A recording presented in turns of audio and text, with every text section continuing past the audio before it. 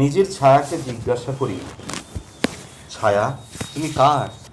মানে তোমারই। আর কোনো কি আমার সঙ্গী তুমি দেখনি? দেখি, কিন্তু আমি তোমার একমাত্রই সঙ্গী। চুপ করো। আচ্ছা তুমি থাকো সত্যি কোথায়? সর্বক্ষণই তোমার কাছে অবহেলায়, তবু আমি থাকি পাশে পাশে। তবুও বা থাকবে কেন তুমি এভাবে জড়িয়ে? এরই নাম অহেতুক ভালোবাসা। ভালোবাসা বলি কিভাবে? দেখো ওই আলোতে, কখনো আমি আগে কখনো পেছনে। কেন এভাবে, কেন এভাবে থাকো বেয়াদব মেয়ে? কেন সর্বক্ষণ এভাবে আমার কামনায় করে পাগল? আমি থাকি মিলনের প্রতীক্ষায়। ছি, তোমার সাথে তা কি কখনো সম্ভব? সম্ভব শুধু তো নয়, আগামীতে এই মিলন উভয়ের অনিবার্য। ছায়া, তোমার স্পর্ধা তো বলি কম নয়। বলি কিভাবে বুঝবে ওই কবরে কিংবা ছাই হওয়ার পূর্বে? তখন তো মানে, হ্যাঁ তখনই হবে এই দীর্ঘ প্রতীক্ষার অবসান।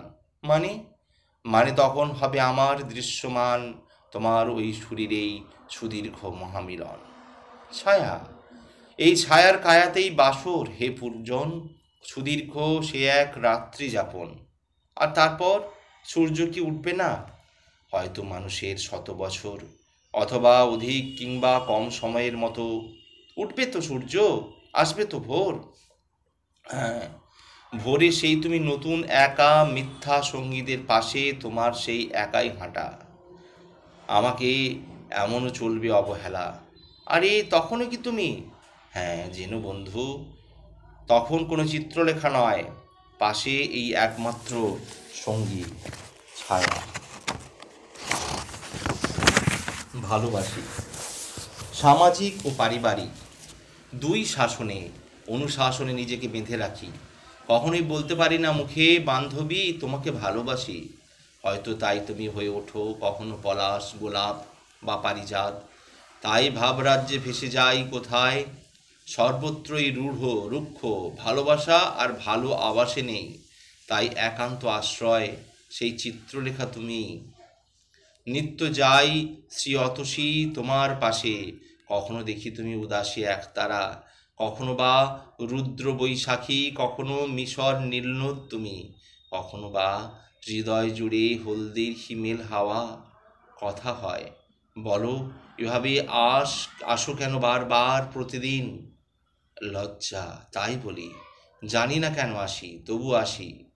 দাঁতে ঠোঁট চাপা, রক্তিম আভা, উজ্জ্বল সে লাল জবা, আনন্দমুখ বলো নত হয়ে।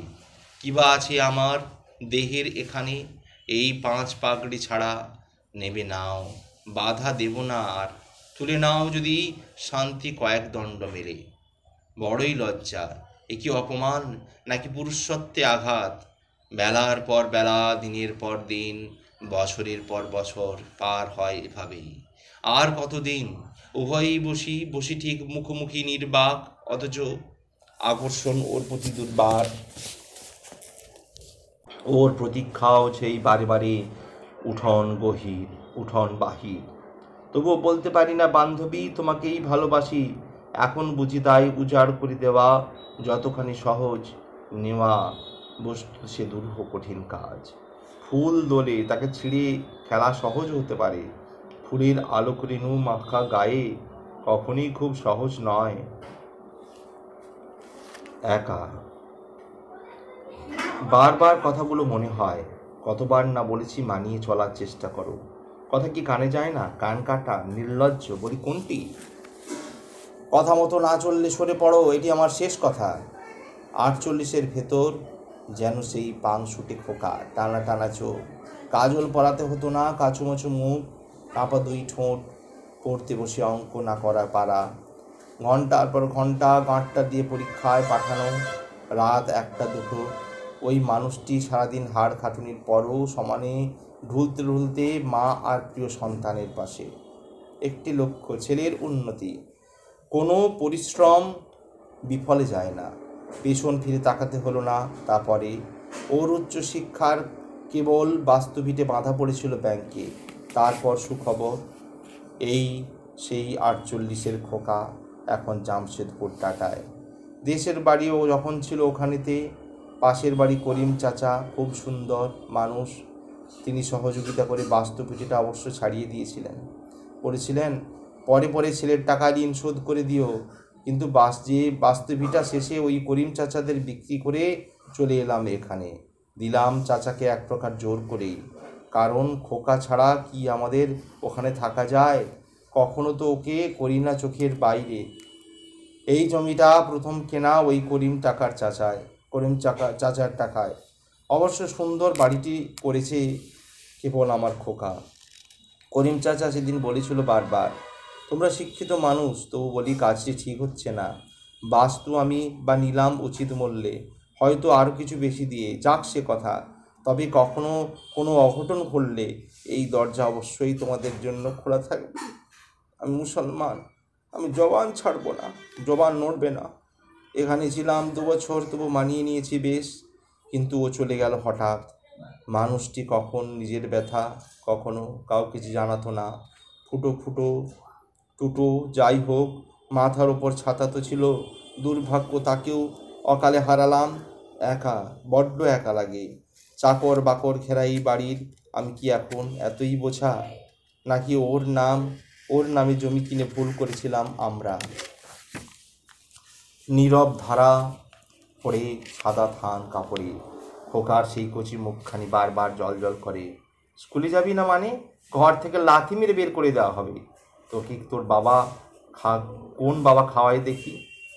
ধারা ফেল আর যাই করো, যেতেই হবে স্কুলে। এক্ষুনি বইপত্র নিয়ে বেরেও আগে দেখি।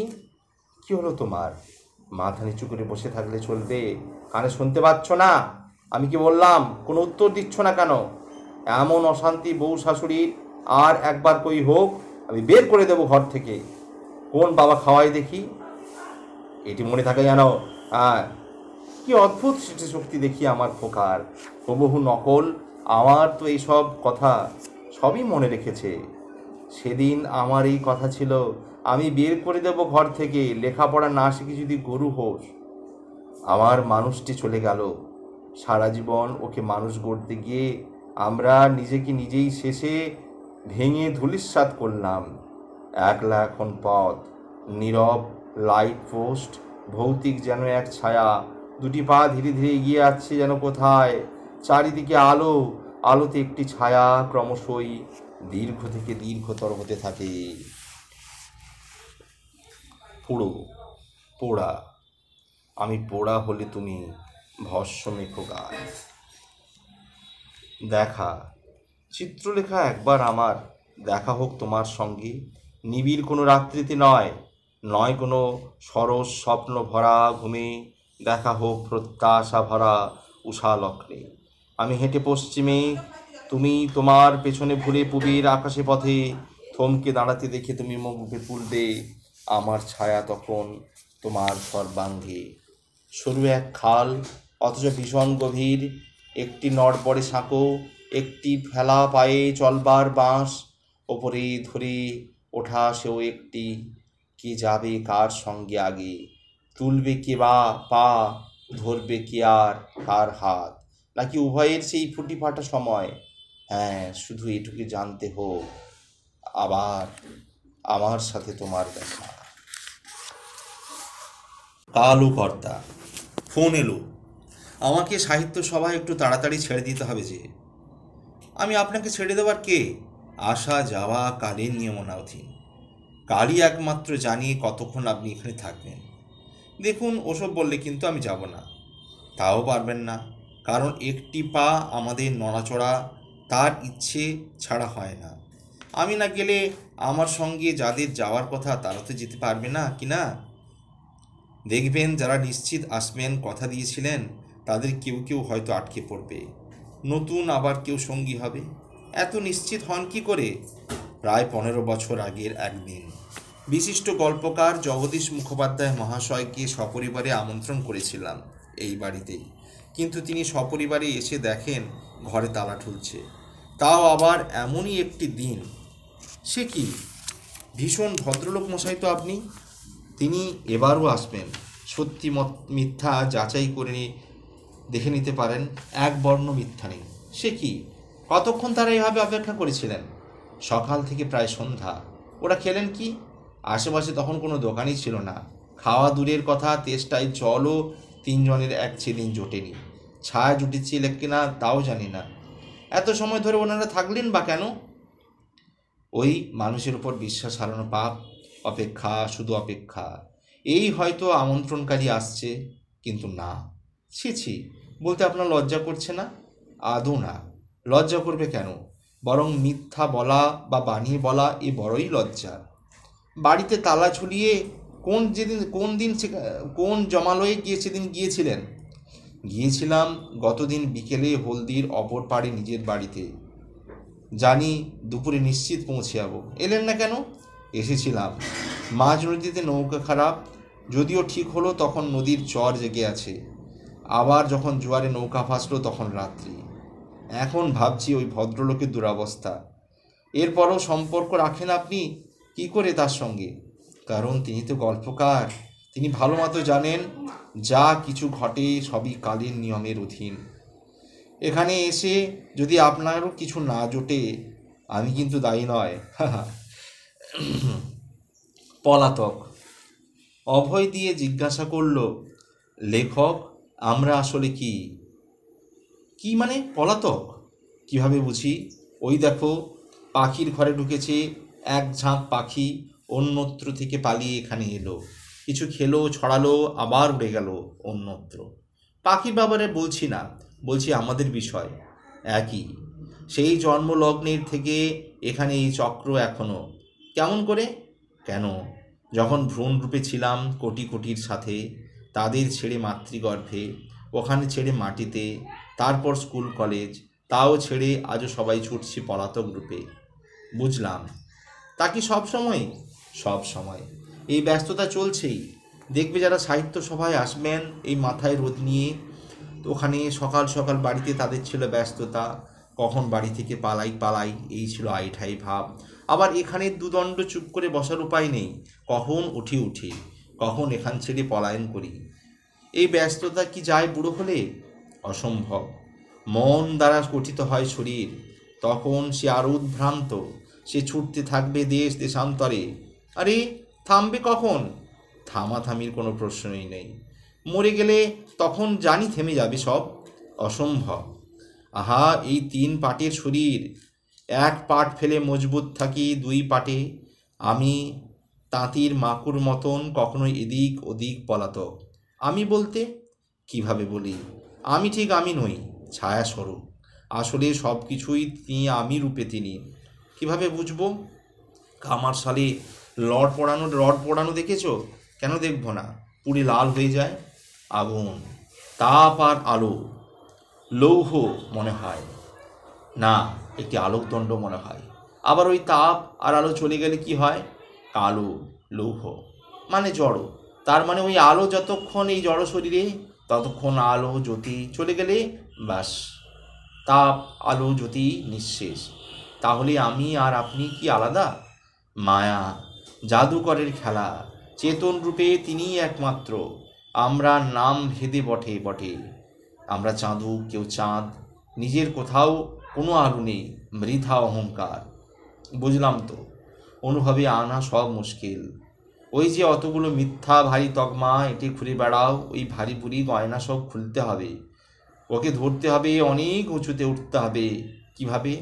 স্বামীজি বলেছেন না, উঁচুতে উঠতে হলে তোমার ভিতর অহংকারকে বাইরে টেনে বার করো, হালকা হও। হালকা হলে তবেই তো উঠতে পারবে। ঈশ্বর ও সাহিত্য। পূজক ঠাকুর জিজ্ঞাসা করলেন, সাহিত্য আপনাকে কি দিয়েছে? ধর্মই বা আপনাকে দিয়েছে কি? ধর্ম দেখিয়েছে ঈশ্বরের কাছে পৌঁছানোর পথ। সাহিত্য বলেছে এই আমার ভেতর ঈশ্বর। অসম্ভব। সাহিত্য ধর্ম সম্পূর্ণ ভিন্ন মার্গ, পথ। প্রকৃত ধর্ম আর প্রকৃত সাহিত্য এক, এবং উভয়ের অভিন্ন উদ্দেশ্য। ভুল। ধর্মের ভিতর রয়েছে নানা আচার আচরণ, সাহিত্যে রয়েছে তেমনি নানা ছন্দ, মাত্রা, অলঙ্কার, মিশ্রণ। মুশকিল। আপনি ধর্মের মানে কিছু জানেন? যা ধারণ করলে জীবন ধন্য হয় তাই ধর্ম। তাহলে সাহিত্য ধন্য করে বা কাদের? যারা তার ছায়াতলে আসে বসে। সাহিত্য কি ঈশ্বর লাভ করা যায়? অনুভবে ঈশ্বর ধরা দেন, শুধু তাই নয়, আপন পর এও আবিষ পরিষ্কার বোঝা যায়। বৈদিক সাহিত্য মানেই ঈশ্বরের অনুসন্ধান। ঈশ্বর মানে কি আপনি জানেন? সৎ চিৎ আনন্দের সংমিশ্রণ ঈশ্বর। আপনার সাহিত্য কোথায় এসব? কি আছে? আছে অবশ্যই। দেখান আমাকে। সাহিত্যের প্রথম সত্য সত্যকে স্বীকার করা। যা তা যতই নিজের ক্ষেত্রে নির্মম কঠোর হোক, সত্য মানেই সৎ। এর পরিবর্তন কি হয়? আবার সত্য সর্বদা এক। দ্বিতীয় কোনো আছে কি? চিৎ মানে তো চেতন, কিন্তু সাহিত্যে বুঝি আমি নিবে বিনোদন? না। শ্রীরামকৃষ্ণদেব 1 জানুয়ারি যা বলেছিলেন, তোমাদের চৈতন্য হোক। দেখুন, সাহিত্য চেতনায় বিকাশ ঘটায়। উনি জাগলে সাহিত্য সভা সব একমুখী চৈতন্যময় হয়ে ওঠে। ও থেকে জন্মে অহেতুকি আনন্দ, আর আনন্দ মানে ঈশ্বর। ওই দরবারে ইচ্ছে করলেও প্রবেশ করা অসম্ভব।